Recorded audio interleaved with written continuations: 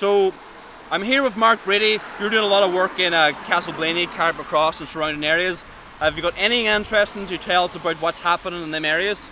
Well, there's a lot of wee strange vibes between a couple of different hotels there at the minute. We're getting all sorts of information in about the Glencairn, and like we can't say what's true and what's not true, but we're not being told the truth by the politicians. We can see that. These are proposed iPass centres, migrant centres that are maybe applications going in. Is that true? There's no applications that we can see going in. Right, okay. But you see, an hotel doesn't really need an application. Right, okay. Because it's not changing its use of purpose. Ah, right, okay. But we're not being told the truth. The politicians are hiding something. Right, okay. Now, there's also another hotel which was supposed to be sold in January. We have reason to believe that it's still not sold. Right, okay. Right?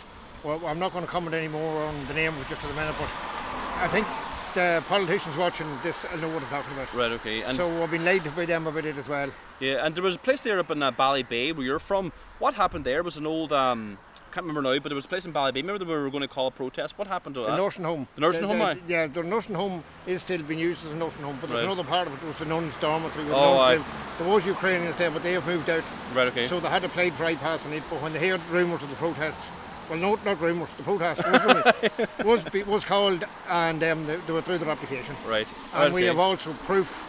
There was a lot of denial, even from a lot of the people in Ballybay said that we were spreading false rumours. We have proof from an email that was sent from Sinead Flynn to a friend of ours, the Sinn Féin councillor, sent an email stating that the iPass application had been withdrawn. Right, okay. You've caught Sinn Féin out, Matt Carthy and other local Sinn Féin councillors at pretty much lying. They've been pulling the wool over the people's eyes, saying you're spreading false information. The perfect example is the old convent in Castleblaney. Yeah. They kept saying, "Oh, there's no application in for iPass," but then there was. And then whenever the protest was called there, and the three people, two of them were actually from this town here, the husband and wife from this town. When their application was called out and the protest was held, and they were named that day in Blaney by myself, they withdrew their application, and then the very next day they put the convent up for sale. So it was no longer any good to them because it shows that protesting does work. Yeah, and the naming and shaming. Naming and shaming now. Now we have also we know that another local iPass operator has been lobbying different people to get myself and the Carrickmacross Watch group taken off Facebook. That doesn't surprise me. He's not happy with what you're saying. He says his wife can't sleep at night. But my message to him is his wife could sleep very well at night if he'd stop what he's doing. It's not us that's doing the harm, it's him. Yeah, there's some people around Ireland that are willing to destroy their country just for money. Yeah. Putting children at risk for money it's unacceptable, and these people will be called out. What's your advice to other towns like in Waterford, Galway, Donegal? What's your advice to local people who are in their town who are maybe afraid of iPass centres open up? They don't know where to start, because you're doing very well there in the Carrick area. It's a very simple way to start. You get to the root of the problem. You get to the root of who owns the building, of who has taken out the contract on it to apply for iPass, who is going to fill it with people, who is going to benefit from it. Name them and shame them. Also, what we are starting to do now as well, we're going to name and shame the people who are doing the work for these iPass centres, the people who are spraying the food into it, the people who are doing the fire fitting and all into it. Yeah. Name them all, because every one of them is actually traitors in this country now. Each and every one of them. Absolutely, 100%. Like there's plenty of work for everybody without having to go to that extreme. So my advice to every town is start naming and shaming. Start digging out who is the cause of it, and let them know that you don't want them in your town anymore. If they come into your shop, don't serve them and tell them you don't want the money. Tell them to get out. Shun them every other go, and they'll start to realise, hey, we are a new breed here. We're not wanted in this country. The people doesn't want us. Just show them that you don't want them, that you can live without them, and that this country will be far better off if they all got on a ship and left. Let's be quite honest with you, because if they want to sell out the country, it's time they won't in it. You do a lot of good work on Facebook. I follow you, so I can encourage people to go follow you on Facebook. Oh yeah. I just do a video nearly every day. Some days too when I get time. So Mark Brady on Facebook, he kind of covers kind of the Monaghan area, the surrounding areas, and it kind of might inspire more people to get involved and call out people who are destroying the country, and get active in your own town. It doesn't take many people. A handful of people can do a lot of good work.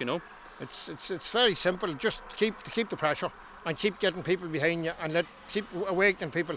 And whenever these iPass operators start to realise that the amount of support that is against them now, the amount of people that is now actually turned against them in the country, it might leave them to realise we are going to be actually segregated in the community. We're going to be treated like lepers. Ostracised in the community. We're going to be treated like lepers in our own community. It's time we stop doing this, because people doesn't want us or what we're bringing to.